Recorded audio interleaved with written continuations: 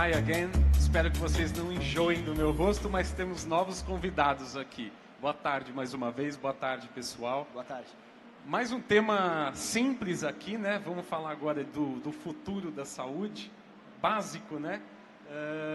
Começar, acho que falando talvez do tema que seja mais quente nos últimos tempos, inclusive na área de saúde, que é a inteligência artificial, né? Estamos na era do chat GPT. Queria ouvir um pouquinho de cada um de vocês, quais os potenciais da inteligência artificial e, eventualmente, quais os riscos, as ponderações que vocês podem fazer quando a gente fala do ambiente médico, a gente fala de atender paciente do sistema de saúde. Quem se voluntaria? Manuela, primeiras damas? Vamos lá. Primeiro, obrigada pelo convite, é um prazer estar aqui. Eu acabei de voltar de 2 semanas no Vale do Silício, então eu estou super otimista em relação a AI e saúde. Eu acho que a AI talvez seja uma das coisas mais disruptivas que a gente pode ter para tecnologia desde o avanço da internet, na década de 90, assim. A gente vive com AI há algum tempo, né? Curadoria, rede social, recomendação de conteúdo, mas agora a gente está entrando numa nova fase, que é a fase de produção de conteúdo de AI. Então, se um chatbot tinha claramente um look and feel de um chatbot, AI dá pra gente, com o chat GPT, por exemplo, um look and feel de conversar com uma pessoa. E isso em saúde é extremamente disruptivo. Principalmente quando a gente pensa que hoje grande parte das teleconsultas já são teleconsultas via texto, né? Então, em relação a sintoma, em relação a o que você está sendo medicado, uma grande parte já é feita fora do vídeo. Então, acredito que a AI tem um poder muito grande de gerar eficiência e escala em saúde, que é uma coisa que é bem disruptiva se a gente pensa que a maior parte da inovação tecnológica de saúde nos últimos anos, ela não reduziu o custo no setor, mas ela acrescentou mais custo. Então, a gente tem tratamentos de câncer novos, a gente tem novos exames, mas eles, na grande maioria dos casos, não foram mais baratos do que as soluções que existiam anteriormente. Então, estou assim, super otimista, acho que é bastante importante aí para o setor. Tiago, por favor. Diogo, acho que é legal, uma parte do hype é legal, porque aumenta a escala do quanto que aquela tecnologia é conhecida, a gente vê tecnologias novas, aplicações novas, né? Por outro lado, quem trabalha ali no dia a dia com desenvolvimento de tecnologia, seja na área de saúde, eu imagino que em qualquer outra, não tem... são ferramentas que o pessoal já vem usando, né?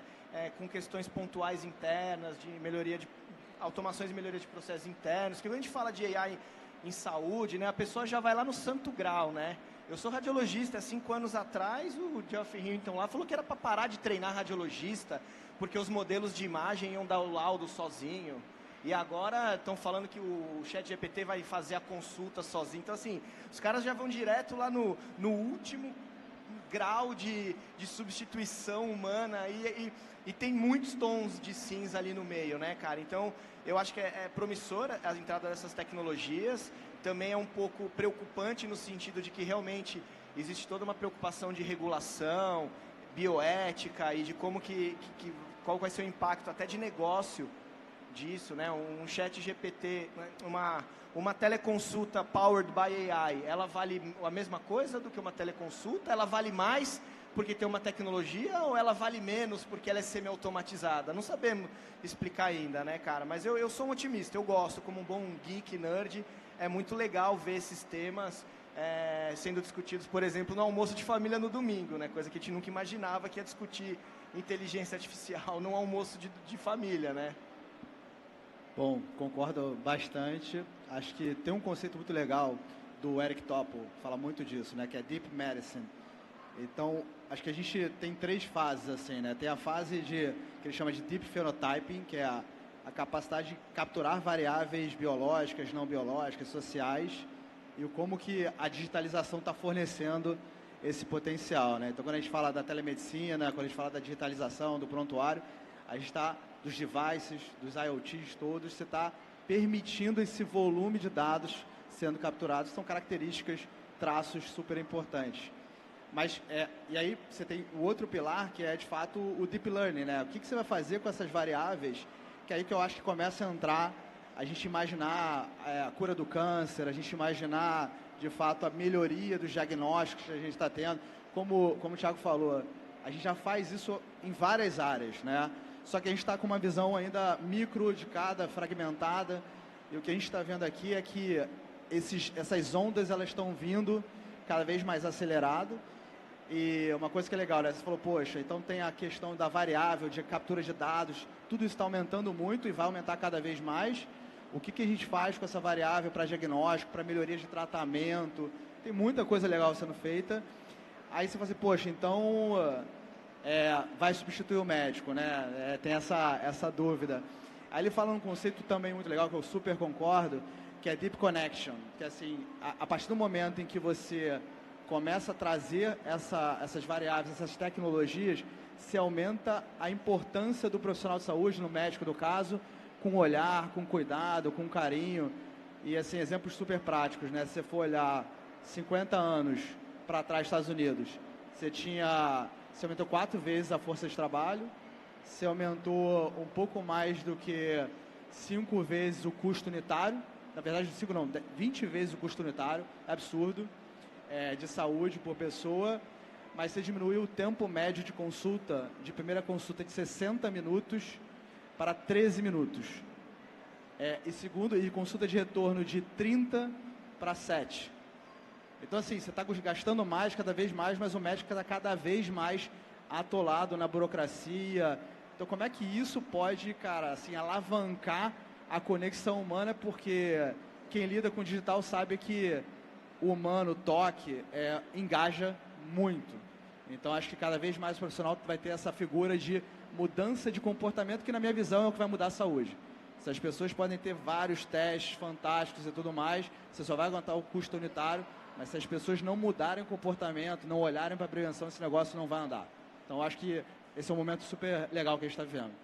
O Guilherme, vou até te aproveitar, perguntar para você, a gente aprendia aí, né, falando com os médicos, né, nos estudos, que se olha muito para desfecho, né? Afinal, essa intervenção melhorou ou não a vida do paciente, né? Esse exame, esse tratamento, com essas tecnologias, né, lançando mão dos dados, inteligência artificial, vocês já têm visto lá no Conexa, na prática, melhoria nos desfechos para os pacientes?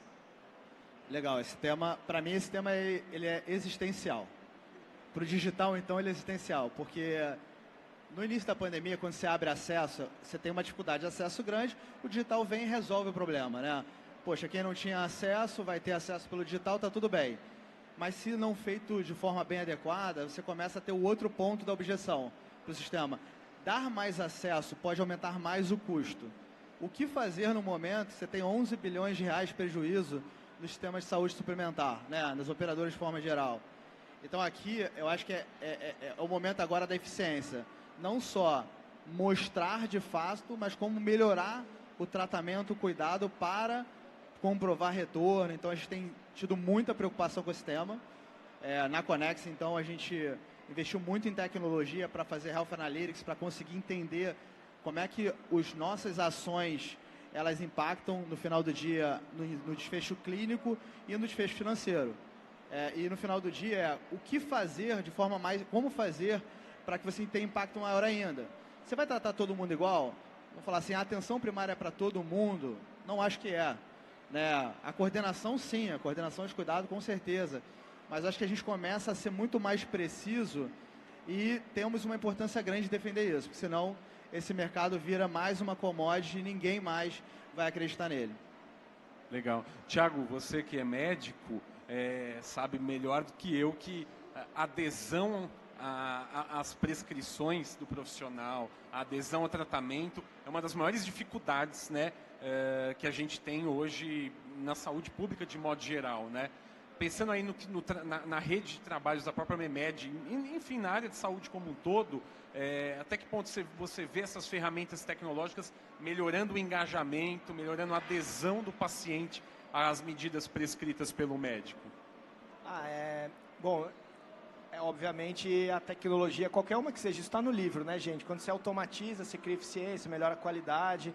Então, num primeiro momento, o que aconteceu com a MEMED, enquanto era uma plataforma médica, isso vai ali para o médico, né? Então, a gente via ali o médico prescrevendo numa plataforma digital, com acesso a ferramentas de inteligência para que ele não erre, que ele erre menos ou que ele seja mais preciso.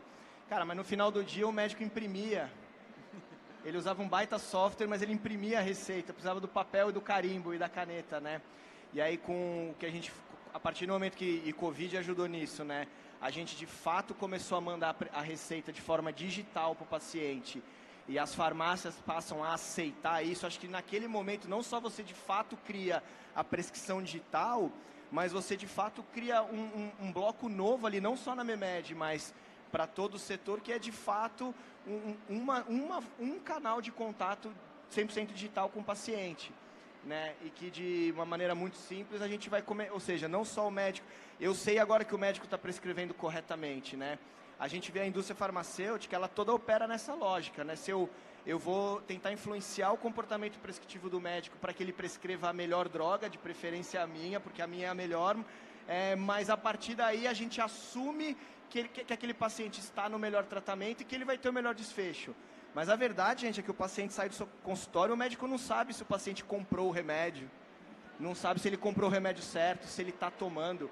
O médico também assume que o fato dele prescrever corretamente vale uma prescrição, um exame ou até uma cirurgia, que é aquilo ali que o paciente vai seguir.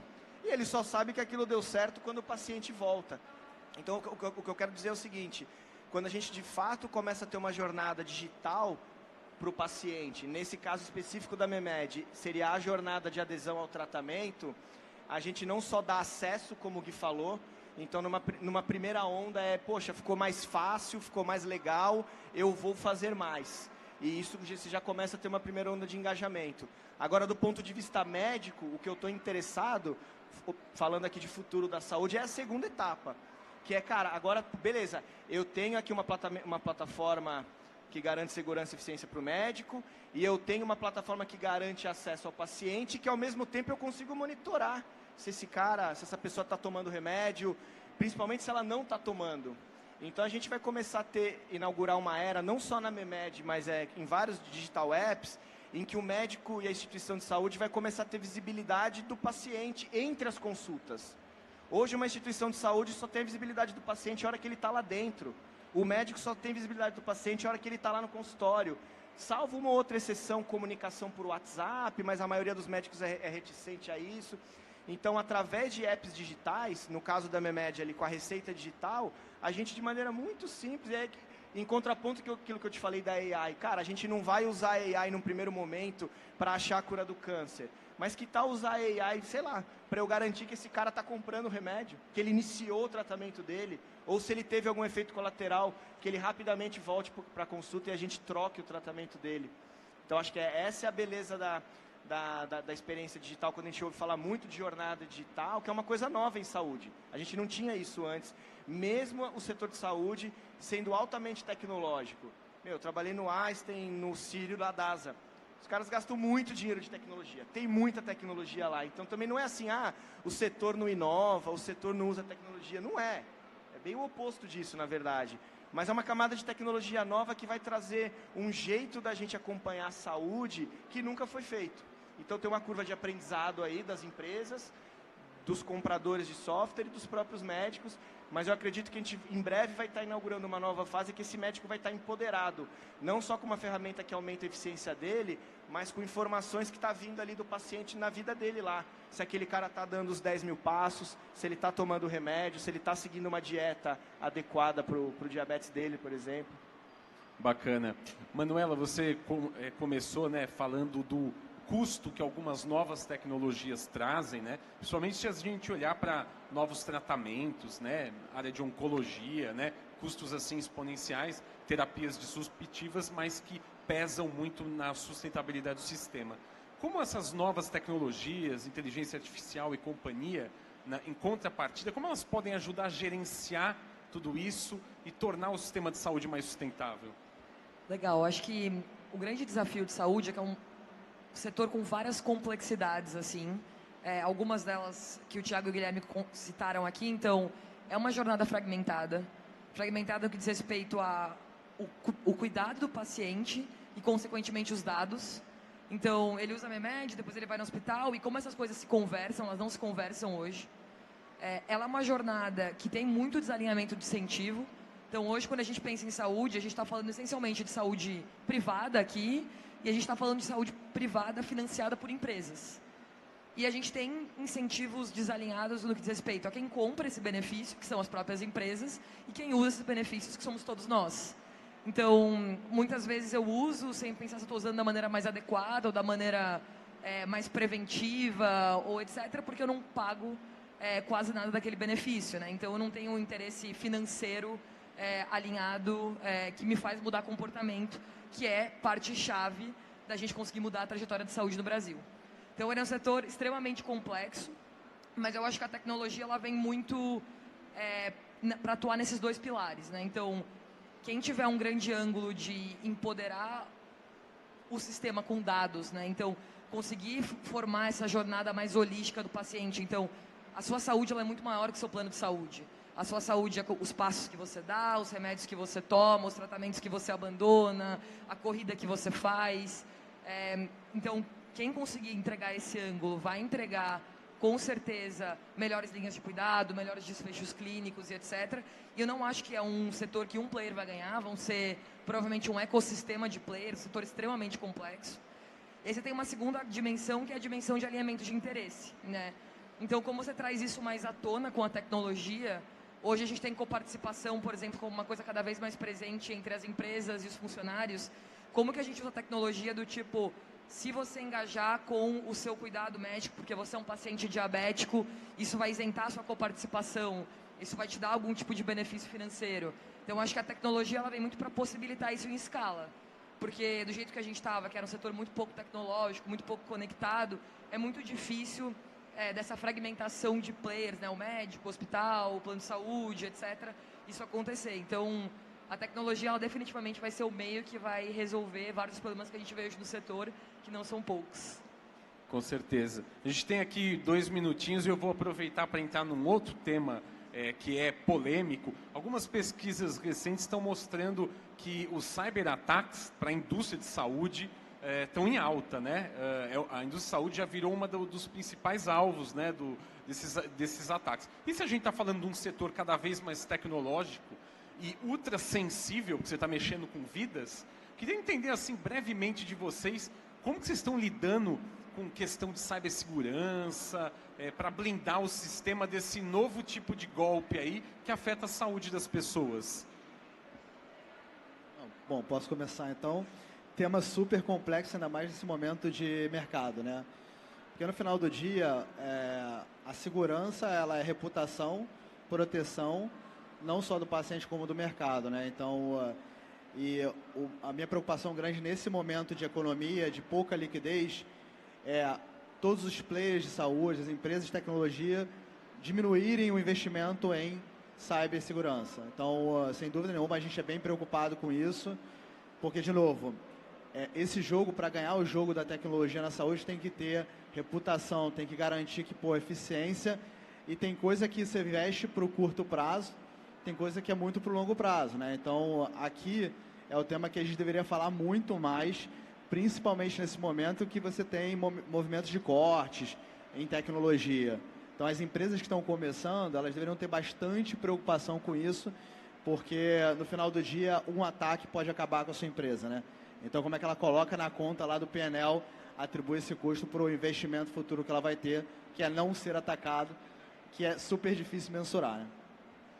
É uma preocupação grande e que custa dinheiro, tá? A Memed teve 2 rodadas de captação bem grandes aí, que são públicas recentemente. Posso te dizer que boa parte desse dinheiro foi investido direto, não só em tecnologia, mas time e processos de cybersecurity de um lado e privacidade LGPD do outro, né? Por outro lado, para ser rápido, por ser uma empresa nativa digital, que tem esses conceitos by design, eu acho que é mais fácil para uma health tech do que é para as grandes empresas, que têm uma estrutura de TI mais antiquada e que precisam se transformar. E a Memed, como ela muitas vezes está conectada com a grande empresa, essa interface entre o novo e o velho, entre a TI antiga e o digital novo, é onde é a parte que tem mais vulnerabilidade. E é onde a empresa sozinha não atua. Você precisa estar junto com um parceiro em esforços conjuntos, muitas vezes envolvendo o player de cloud também, então, AWS, Google, Oracle, e fazer a coisa ali a 6, 8 mãos. Manuela, você quer complementar? Eu sei que a gente está sem A tempo. gente já tocou o sinal aqui. Nada a acrescentar. Obrigado, Thiago. Obrigado, gente. Guilherme. Foi um prazer. Obrigado, Obrigado, pessoal. Manuela. Prazer. Valeu. Obrigado vocês pela atenção.